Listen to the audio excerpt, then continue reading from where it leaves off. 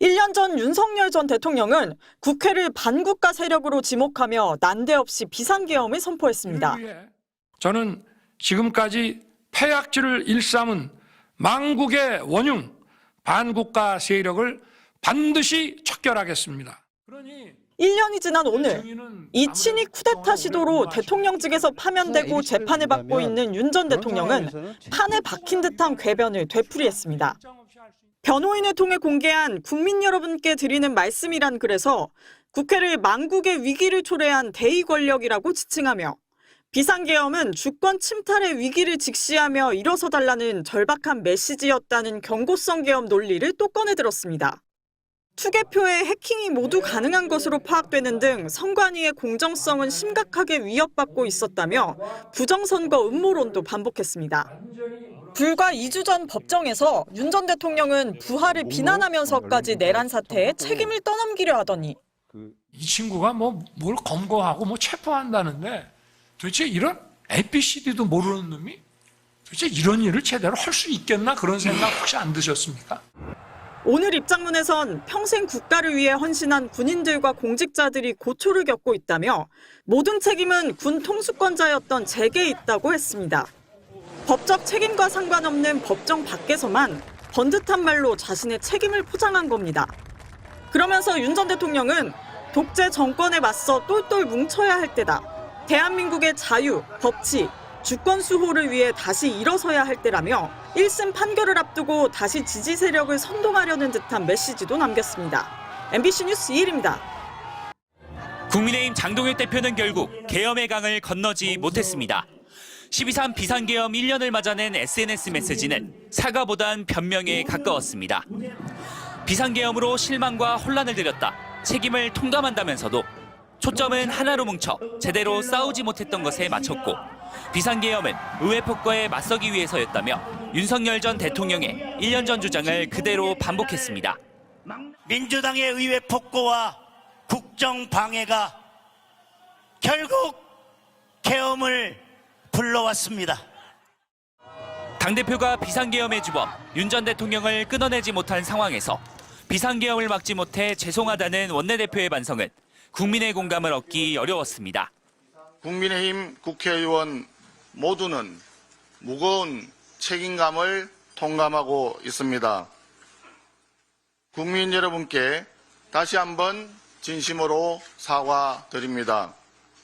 결국 초재선을 중심으로 25명의 의원들은 별도로 사과 성명을 냈지만 윤석열 전 대통령을 비롯한 비상계엄을 주도한 세력과 정치적으로 단절할 것임을 분명히 밝힙니다. 1년 전 찬탄과 반탄으로 쪼개졌던 국민의힘은 별로 달라진 게 없었습니다. 내란 사범 윤석열을 낳은 국민의힘이 여전히 계엄을 미화하고 있다는 여야의 비판도 1년째 이어지고 있습니다. 민주주의를 유린한 불법 행위를 미화하고 있습니다. 이는 명백한 역사 왜곡이자 책임 회피의 극치입니다. 헌법을 뒤흔든 행위를 정당화하려는 비겁한 자기 변명일 뿐입니다. 장동혁 대표는 오늘 취임 100일을 맞았음에도 기자회견 등 공식 일정 없이 침묵을 택했습니다. 윤 전 대통령과의 절연을 두고 당내 분열이 심화되는 만큼 계엄의 강을 건너지 못한 장 대표의 리더십도 시험대에 올랐다는 지적이 나오고 있습니다. MBC 뉴스 고병찬입니다.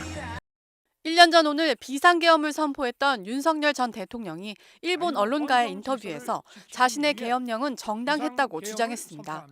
서울구치소에 수감 중인 윤 전 대통령은 오늘 요미우리 신문에 게재된 서면 인터뷰에서 자유민주주의 헌정질서의 붕괴와 국가위기 상황에서 내린 국가 비상사태 선언이었다고 강변했습니다. 그는 또 국민을 억압한 과거 계엄과는 다르다.